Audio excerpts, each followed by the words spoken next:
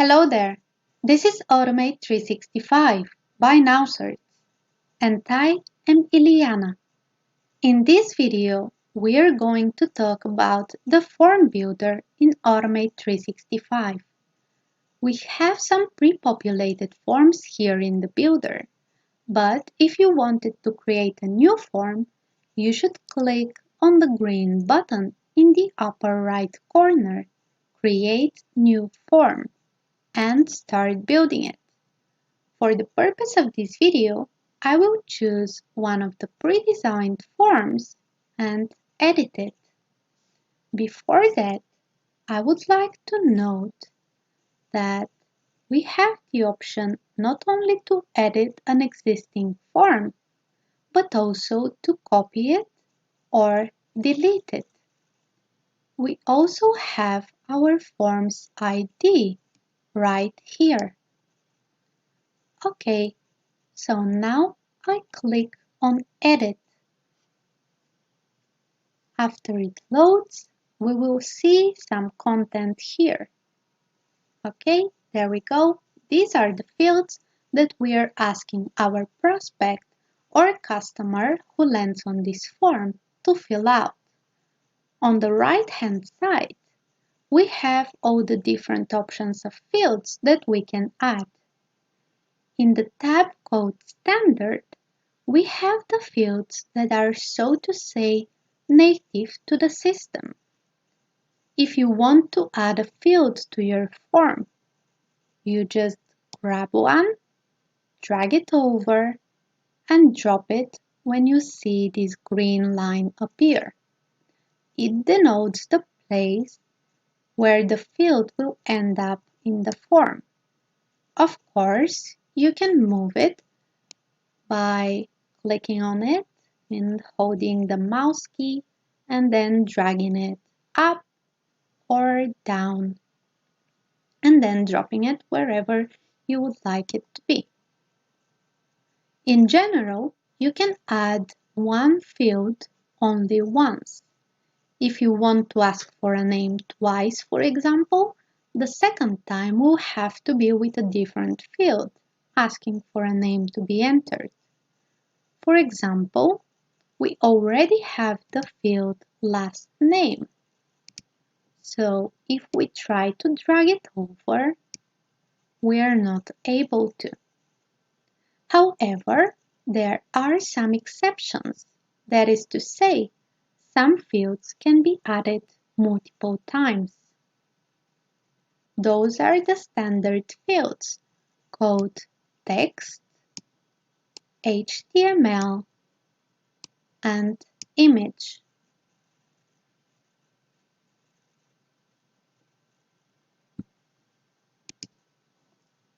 As you can see, I can drag them over as many times as I like.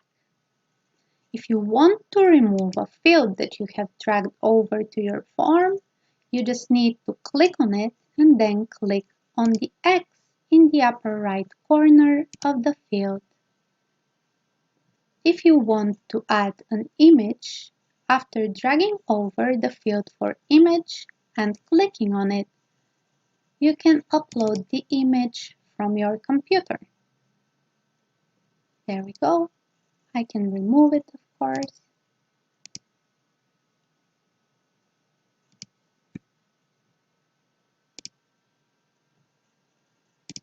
Okay, now another thing to add here is that the standard field called organization refers to the business name field in the General Info tab of a contact record. Let me show you. Here we have the contact record for Florentia Lombardi, and if we go to the tab General Info, we see the business name Lombardi Incorporated. This is, in essence, the company name. This is a commercial insured, and in the case of a personal insured, it will show the name of the primary insured, in the case of NowCerts. So let's go back to the form And now that we know that organization refers to the name of the primary insured in the case of NowCerts, maybe we want to change the name of this field to say insured name.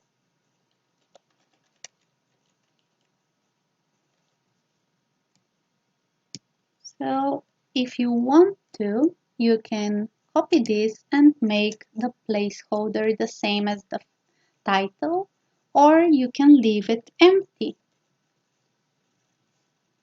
If you just click outside of the form, you will see the standard fields again and the other tabs. Okay, so if you want to change the name like I did just now, you should be very careful and only change the name and the placeholder here in the form after you drag the field over to your form. Also, you should be careful not to change the query key. Just leave it be as it is.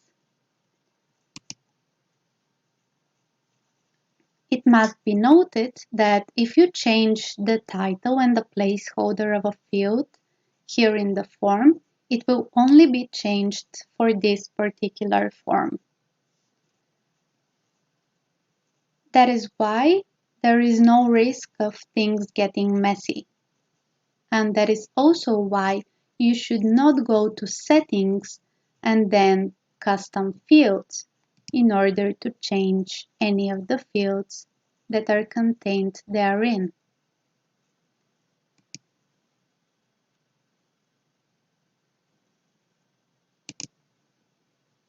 Something else that needs to be noted here is that the standard fields for phone and email are required fields by default.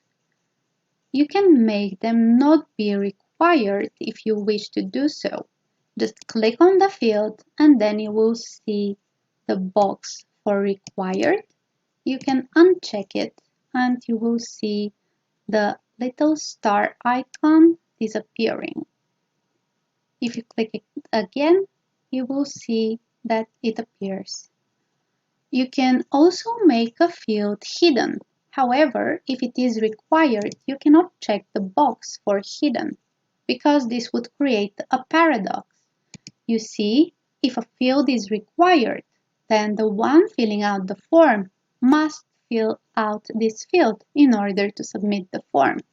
However, if a field is hidden, then the one that fills out the form won't be able to even see this field, let alone fill it out. That's why it has to be one of the two.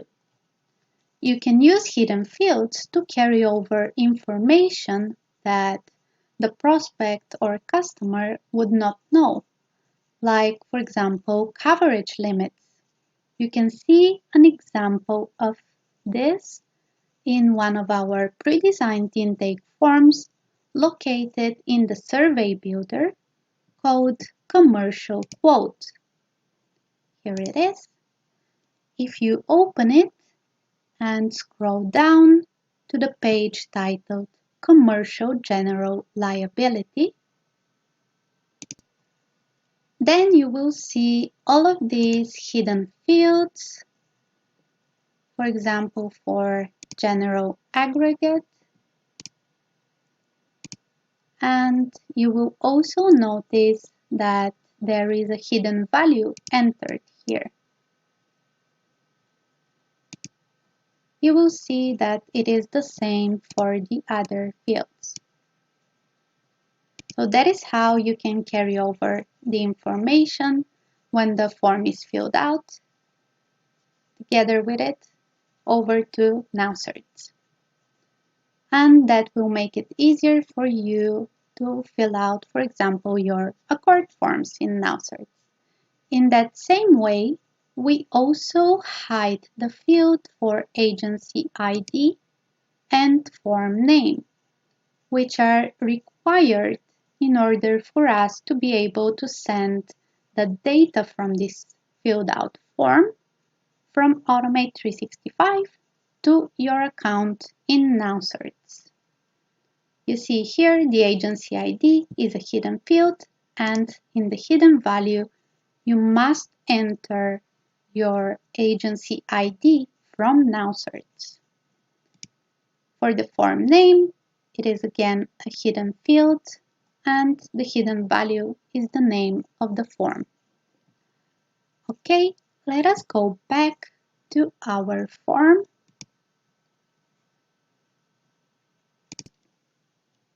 Yet another thing to note here is that you can have this autofill feature for the address field where you start typing an address and Google pulls possible addresses in a drop-down menu, and when you choose one, it also populates the fields for city, state, and postal code if there is such information in the Google database. If you want to have this feature in your form, then you need to add an HTML field with the Google Maps API script. You can find the relevant script in any of our pre-designed intake forms that are to be found in both the form builder and the survey builder. Let me note that the script has 93 lines, as you can see here. Please make sure to copy and paste all of it, even with the empty lines. Okay? So now let's move on to the tab called Custom Fields. Here, we first see the fields that carry over the policy information of an insured from NowCerts to Automate365. Then, by scrolling down, after the 25th field, we will start seeing the pre-designed fields that have been created for our pre-designed intake forms in the form builder and the survey builder. Anyway, as you can see, there are many different fields made available to you. They have been designed in such a way that they will be recognized by NowCerts when sending the data over. So, before creating a new custom field, please check if one that fits your needs doesn't exist already. You can easily search via the search bar here at the top. For example, let's say Insured. Oops, I have a typo here, Insured, and we see all the fields with the name Insured. Okay. You can also create your own custom fields if you would like to do so. Although organization-wise, the fewer fields you create, the better. Still, it is up to you. Just scroll all the way down here in the Custom Fields tab and you will see the yellow button Add Custom Field. When you click on it, you will see all of the options you have. There are many types you can choose from, but if you want to send the data from your form to NowCerts, you should be careful because not all fields can be mapped in the AMS. Thus, please use the text or numerical field instead of the monetary one. Another field that is not mappable like the monetary is the checkbox type. When it comes to the other types, they are pretty much what their names suggest. For example, large text allows for a whole paragraph of information to be entered when answering a question. The types called single options and multiple options both offer several possible answers. The difference is that the single options type allows for only one answer to be chosen. Moving on to the tab Styles. You can do inline forms where two fields are situated on the same line. You end up having two rows of fields just like that. Please note that the fields will be arranged in two rows. So if you don't want that, you should toggle this off. Then the next option you have is to show the label for the custom field or the standard field, whatever fields you decided to include in your form. If you choose not to show it, then you only see the field that is to be filled out and the placeholder if you had any. Then you have the option to choose a background color. You can also choose a font color that is the font for the title of the field. In other words, the label. So in order for you to see it, you will have to toggle on Show Label. There it is. Then you can add a border to your form. You can also change the corner radius so that your form is not so square-like. You can also change the width of your form if you would like. You can make it very wide or very narrow. It is up to you. Then if you scroll down, you will see the option to include a custom code. So if you know CSS, you can use this functionality for styling as well. And in the end, in miscellaneous, we see agency branding. If you toggle this on, you will see at the very bottom of your form in the left corner the logo of Automate365 by NowCerts. So if you don't want to see that, then you should toggle off agency branding. Moving on to the Options tab. Form name, this is where you enter the name of your form. The people filling out this form will not see this. Then you have the option to choose what happens after somebody fills out the form and hits the submit button. For example, you can display a message like a simple thank you message that you enter here, or you can choose to open a URL button and you can enter, for example, the URL to a thank you page or some sort of a next step that you want them to complete. Afterwards, here in the Options tab, you have the option to add your Facebook Pixel ID. However, you must note that you should not enter the Pixel ID here if you plan on including this form in a funnel, in our funnel builder. Anyway, if you did enter a Facebook Pixel ID, then you can choose in the Facebook Pixel Events options what happens. For example, on page view, you might want them to be a lead, and on form submission, you might want them to be complete registration or submit application, whatever you want. And then the last option is sticky contact. If you hover over that circle with the question mark, you will see an explanation of this feature. It says sticky contact will autofill contact information previously entered, so you don't have to enter it twice. This is useful if you don't want to make your prospects or customers enter the same information over and over again. Of course, you should have this option turned on for all of your forms in order for it to work. And you should also keep it in mind that some browsers do block this feature depending on their settings.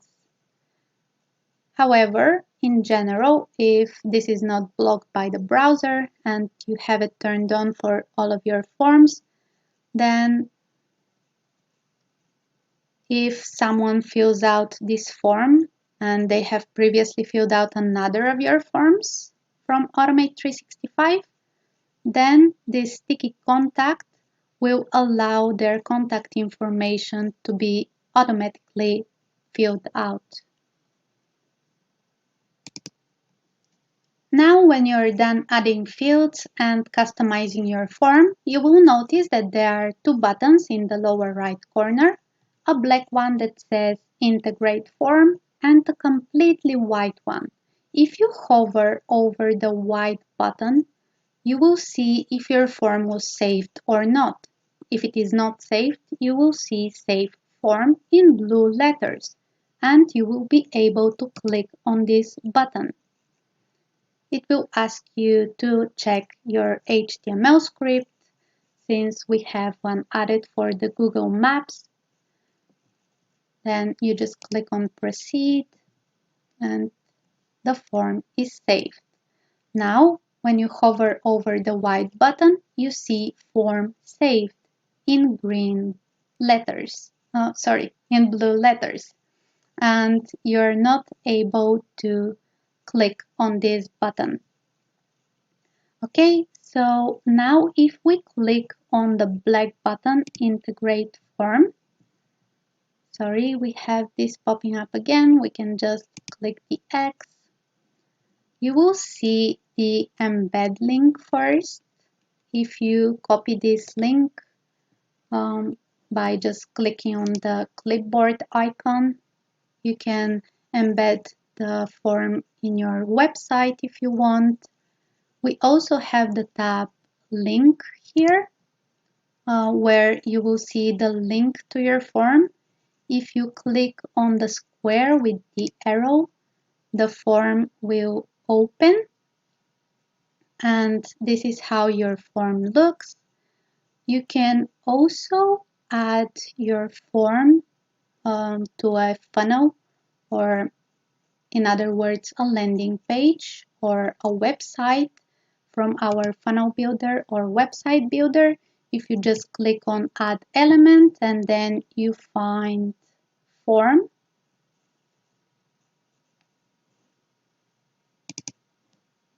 here we go, and then you just need to choose which form you want to add. It will take some time to load. Here it is. Actually, it loaded very fast. Okay, but sometimes it might take some time, so please be patient. And then you should just save your funnel. Click the X here for the SEO metadata. Let's go back to our form. So that's about it. Let me just fill this form out and show you where the information goes. Okay, so I filled out the form and submitted it. Now we go back to Automate365 and we go to Contacts from the left-hand side navigation menu. And here at the top, we will see the name that I used on the form submission, Bob Smith. I click on it to open the contact record. Here we can see all of the contact information that I filled out on the form. We see that the contact source was life insurance request. That's the name of the form that we used. In general info, we will see the insured's name. And then if we had used any custom fields in the form, we would see them in the tab Additional Info. it is best to hide the empty fields because we have so many custom fields. But as you can see, and if you remember, there were no custom fields used in the form, so none of them were filled out. And there is nothing here. You can see the data that was filled out in the form in another place as well. If we go to Sites and then Forms, and in the drop down we will see Submissions. So if we click on it, here we will see all of the submissions for all of our forms contained in the form builder. And here we can review the submissions one by one. We can check the box next to a submission and choose to delete it by clicking on the trash bin icon, or by clicking on the icon next to it, we can download the selected submission in an Excel file. Additionally, when we go to Forms, when we hover over it with our mouse, we will see not only the builder and submissions, we will also see Analyze. If we go there, we will see an analysis as to what is happening with all of the forms we have in the form builder. Here we see that we have had 3 submissions and they were all for the life insurance request. If we scroll down, we see that there were no submissions for the other forms. We can also click on View Submission and we will go to the submissions again. So that was our overview of the form builder. If you have any questions or comments, please send an email to info@automate365.net. Thank you very much for watching and have a wonderful day.